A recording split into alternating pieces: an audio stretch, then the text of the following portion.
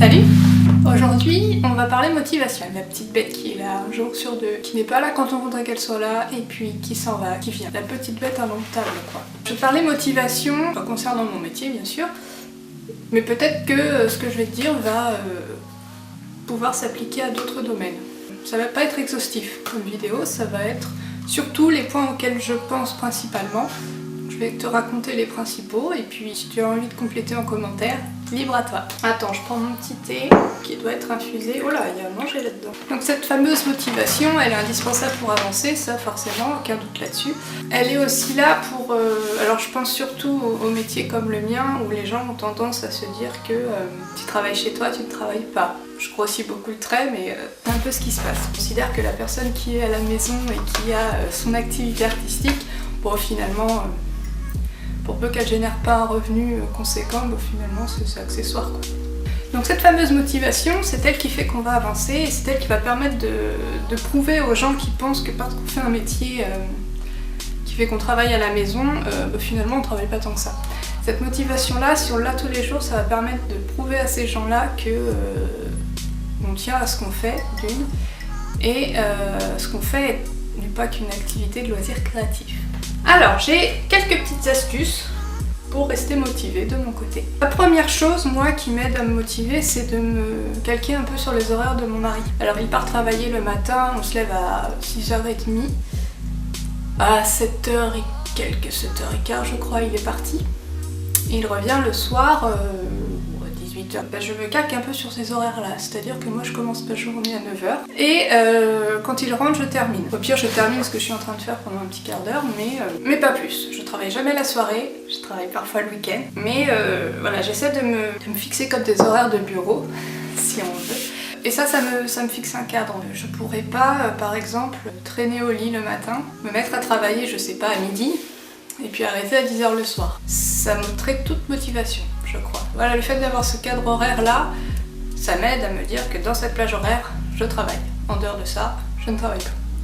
Et ça, pour la motivation, c'est super. Deuxième petite chose, j'ai remarqué que ça m'aide à considérer ma journée de travail comme une vraie journée de travail, c'est-à-dire que je me prépare. Alors oui, avant je me préparais, hein, je me lavais, je prenais ma douche, je m'habillais, je prenais mon petit déj, tout à fait normalement. Mais je mettais des fringues confortables, des fringues que j'avais pas peur de salir en peignant. Et j'ai remarqué que depuis que j'ose mettre mes fringues que je pourrais avoir peur de tacher, je m'habille normalement. Là, j'ai l'impression que mes journées sont plus denses. Peut-être que j'ai moins l'impression de traîner à la maison. Mais en tout cas, j'ai remarqué que depuis que j'ai ressorti mes fringues normales du placard pour la vie de tous les jours à l'atelier, je suis vachement plus efficace. Oui, et le fait de me préparer comme ça, de m'habiller normalement, ça fait aussi que je suis prête plus tôt. Parce qu'avant, j'avais tendance à traîner un peu en pyjama, commencer même à travailler en pyjama, puis à m'habiller après. Voilà, de pas avoir de cadre vraiment structuré. J'avais mes horaires, mais la moitié de mes horaires, j'étais en pyjama. Après, je mettais des fringues confortables, qui pourraient s'apparenter à des pyjamas. Non, je rigole.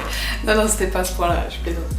Ouais, je pense que ça réveille une bonne motivation. Autre chose, et là ça va être un peu plus sur le long terme, c'est pas dans la vie de tous les jours, c'est de savoir ce que vous voulez vraiment, savoir où vous voulez aller avec votre activité. Moi je sais ce que je veux, je sais ce que je veux pas, je sais vers quoi je veux me diriger, même si ça peut bifurquer à un moment, comme je vous le disais dans une vidéo précédente. L'illustration jeunesse, j'avais jamais envisagé ça il y a 5-6 ans, et puis c'est arrivé, et donc je poursuis dans cette voie-là. Donc c'est pas un truc que je voulais forcément, c'est pas du tout un truc auquel j'avais pensé au départ, mais je savais niveau peinture où je voulais aller, je savais que je voulais en vivre, je savais que je voulais que ça tienne debout et que ma reconversion professionnelle ne soit pas un échec. Voilà, j'avais ça en tête, et du coup je me levais le matin pour ça. Et aujourd'hui je me lève toujours le matin pour ça, depuis 6 ans. Si je suis motivée le matin, c'est pour que ça marche, pour qu'à long terme je vive de mon activité et que toute la vie, je fasse cette activité-là. J'ai pas besoin de retourner à un travail alimentaire ou quoi. Et ça, c'est ma grosse motivation du matin. Donc ça, c'est la petite carotte à long terme, on va dire, mais vous avez aussi une petite carotte à court terme. Et ces petites carottes à court terme, c'est à vous de vous les créer. Alors, dans mon cas, dans le cas de peintre ou d'illustrateur, bon, on a forcément nos dates butoirs, les dates à laquelle on doit rendre les planches de nos livres. Si on a des expositions, il faut que l'exposition soit prête le jour J. Si on a des commandes, il faut que les commandes soient honorées en temps et en heure. Enfin voilà, tout ça, c'est des choses, c'est pas nous qui les fixons forcément, mais bon, forcément, ça aide à être motivé le matin quand on se lève, vu qu'on a des commandes à honorer, on s'y met, on n'a pas le choix. Mais si jamais vous n'avez pas de projet comme ça, fixé et de compte à rendre à quelqu'un, fixez-vous vous-même des objectifs. Ça peut être progresser dans tel domaine, sur telle technique, ça peut être vraiment plein de choses, mais à vous de fixer des petits objectifs comme ça qui vous stimulent un peu tous les jours. Si vous peignez pour peindre, moi la première, ça m'intéresse pas quoi. C'est pour ça que les périodes de creux où j'ai pas de contrat, où j'ai pas d'expo, où j'ai... Il y en a forcément dans l'année, il y a des périodes de l'année où j'ai rien de prévu. Et ben je me prévois moi-même des choses. Moi par exemple, là je me suis mise à faire des vidéos. Ça me rajoute une motivation supplémentaire. Certes, j'en ai pas forcément besoin, mais en fait, le fait de faire des vidéos, de devoir me filmer, je suis beaucoup plus efficace parce que c'est pas que j'ai des comptes à vous rendre, bien sûr, bah il faut que j'ai du contenu quoi. Et le fait de devoir avoir du contenu, forcément, ça m'oblige à travailler. Et certes, ça me rajoute une petite masse de boulot qui n'est pas négligeable, mais je suis quand même beaucoup plus efficace sur ce que je peins.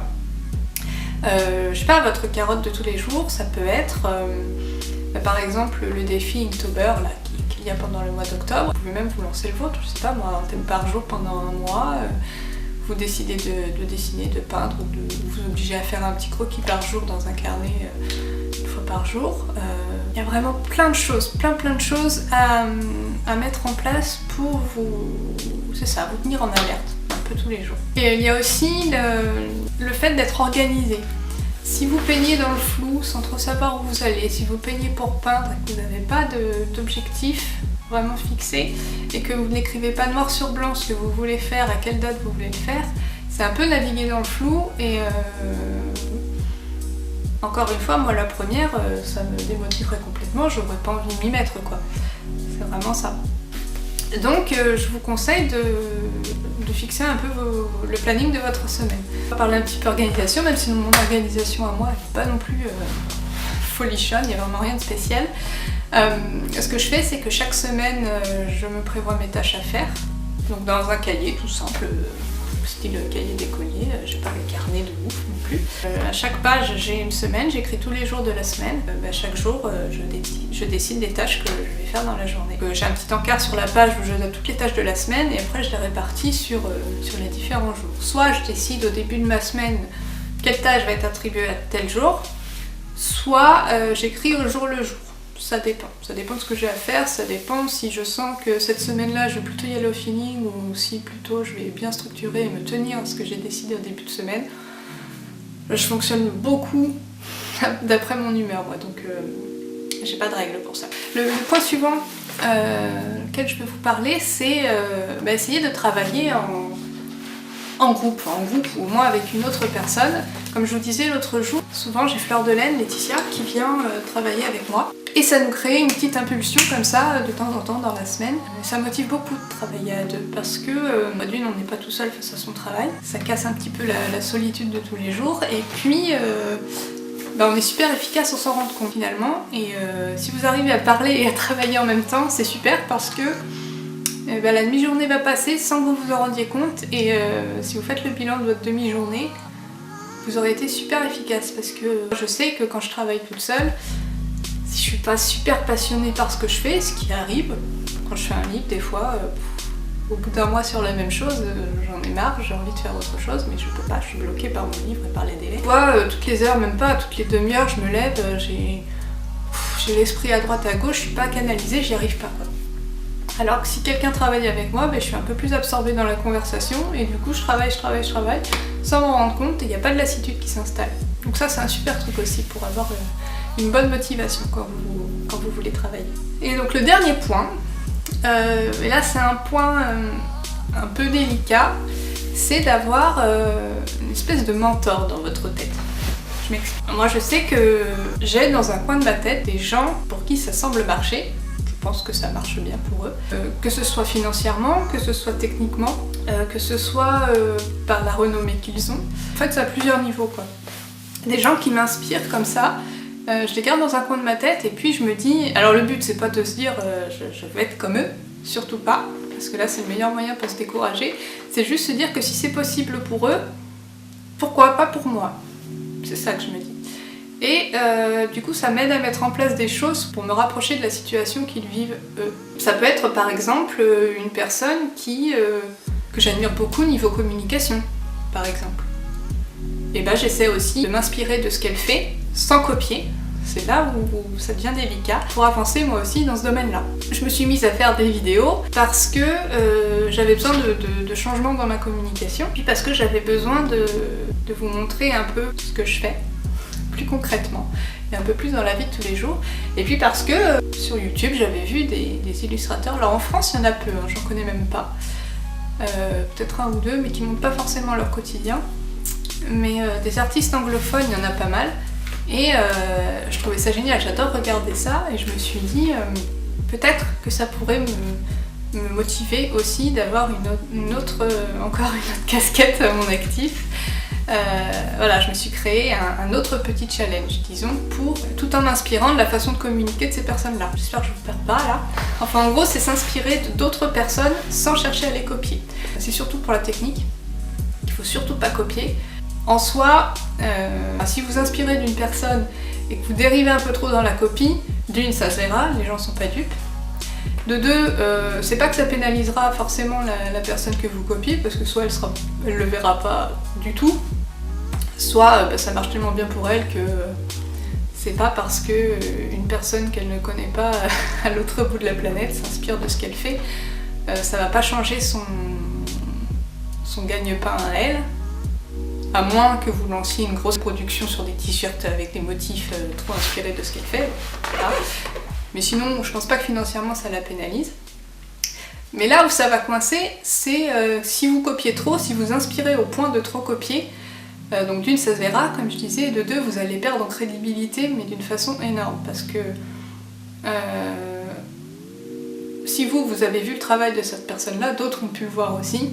Et vont forcément créer des liens entre ce que vous faites vous et ce que l'autre personne a fait. C'est pas le copier qui sera dans une situation délicate, ce sera le copieur. Parce qu'il perdra en crédibilité et puis on n'apprend pas en copiant. Donc restez vraiment sur l'inspiration, mais pas le copiage. Alors parfois, je vous cache pas que ça peut décourager un peu, quand les choses n'avancent pas comme on voudrait, quand on se sent mauvais, quand on angoisse sur les finances du mois prochain. Enfin voilà, forcément, il y a des fois où de voir que pour ces personnes-là, ça semble bien marcher, des fois ça peut être décourageant, super démoralisant. Mais il faut essayer d'inverser la tendance et puis de ne pas voir les choses comme ça, de se dire plutôt que si pour eux ça marche, c'est que c'est possible. Et que du coup, si vous mettez en place toutes les petites choses qu'il faut pour que ça marche, ça ne peut que marcher. Voilà, c'était un peu mes conseils du jour. Dites-moi si vous avez d'autres petites astuces pour avoir la motivation tous les jours quand vous vous levez le matin et que vous devez peindre. Dites-moi, racontez-moi ça en commentaire et puis à bientôt!